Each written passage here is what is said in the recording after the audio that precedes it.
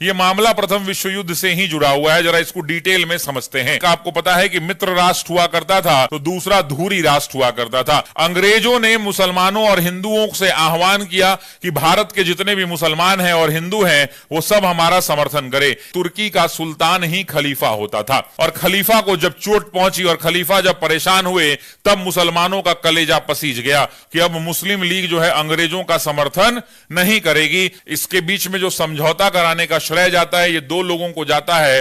एक व्यक्ति है जिनका नाम है मोहम्मद अली जिन्ना और दूसरा नाम कौन सा है साथियों? आपको पूछ रहा है कि भारतीय राष्ट्रीय कांग्रेस और मुस्लिम लीग के बीच में समझौता किसने कराया था। इसका थोड़ा बैकग्राउंड समझते हैं तब आपको पता चलेगा। आप सब जरा मुझे कमेंट करके बताइए कि प्रथम विश्व युद्ध कब हुआ था। यह मामला प्रथम विश्व युद्ध से ही जुड़ा हुआ है, जरा इसको डिटेल में समझते हैं।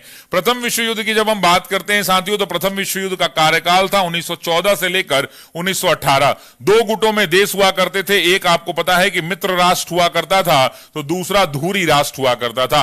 अब एक तरफ जो है, एक तरफ अंग्रेज थे और दूसरी तरफ मुझे अन्य देशों से मतलब नहीं है, मुझे जो बताना है वो था तुर्की, और इसी तुर्की को आप ऑटोमन साम्राज्य कहते थे। अंग्रेजों ने मुसलमानों और हिंदुओं से आह्वान किया कि भारत के जितने भी मुसलमान हैं और हिंदू हैं वो सब हमारा समर्थन करे। इंडियन नेशनल कांग्रेस को इन्होंने कहा कि जब हम आएंगे तो उसके बाद हम स्वशासन की बात करेंगे भारत में, आपके लिए आप बिल्कुल चिंता मत कीजिए।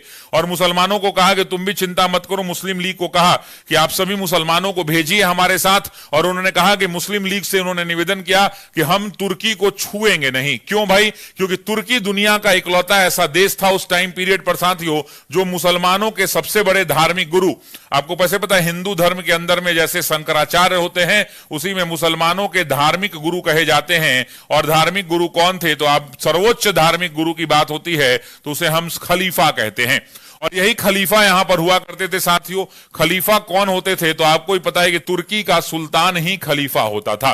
वैसी परिस्थिति के अंदर में अंग्रेजों ने वादा कर दिया कि मुसलमान आप बिल्कुल चिंता मत करो, हम तुर्की को छुएंगे नहीं।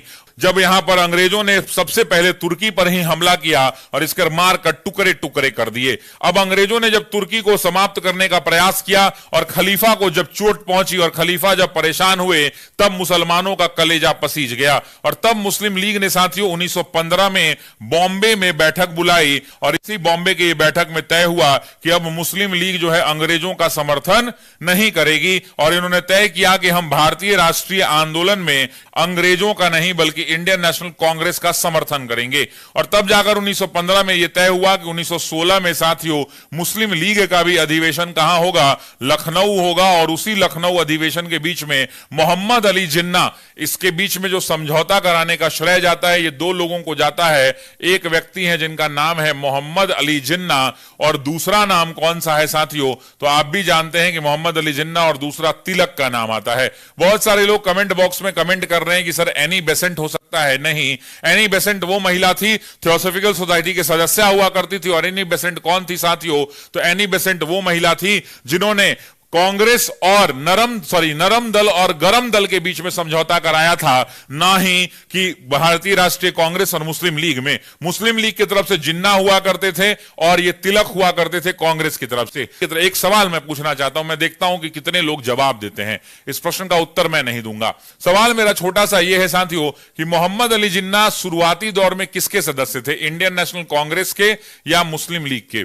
दूसरा सवाल है कि ये किसके सेक्रेटरी के रूप में काम कर रहे थे? ये किसके प्राइवेट सेक्रेटरी के रूप में, सचिव के रूप में काम कर रहे थे? ये दोनों जरा कमेंट बॉक्स में मुझे बताइए। ये जो मैंने सवाल पूछा तो ये कांग्रेस के सदस्य हुआ करते थे। और आपको ही पता होगा कि 1906 के अधिवेशन में ये दादा भाई नौरोजी के सचिव के रूप में निर्वाचित हुए थे। किसके सचिव के रूप में? दादा भाई नौरोजी के सचिव के रूप में इन्होंने काम किया था। प्रश्न का उत्तर क्या हो जाएगा? डी विकल्प हो जाएगा, इसको ध्यान रखिएगा। गोपाल कृष्ण गोखले की बात कर लेते हैं तो महात्मा गांधी के ये राजनीतिक गुरु हुआ करते थे। ये गोखले वही हुआ करते थे साथियों जिनके ऊपर गांधी ने पुस्तक लिखी। ये वही गोखले हैं जिन्होंने सर्वेंट ऑफ इंडिया सोसाइटी यानी भारतीय सेवक संघ की स्थापना की। ये वही गोखले हैं जिन्होंने 1905 के बनारस अधिवेशन की अध्यक्षता की।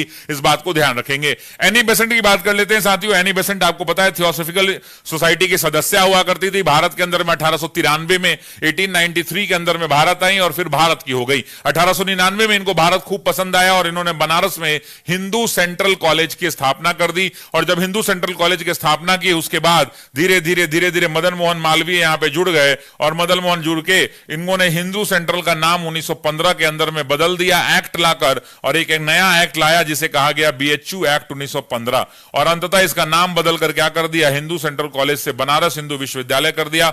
मूल रूप से ये थियोसॉफिकल सोसाइटी की सदस्य हुआ करती थी और साथ ही साथ ये जो है आयरिश मूल की महिला हुआ करती थी। इनका जन्म जो है कहां हुआ था, तो ब्रिटेन में हुआ था, ये बात ध्यान रखिएगा।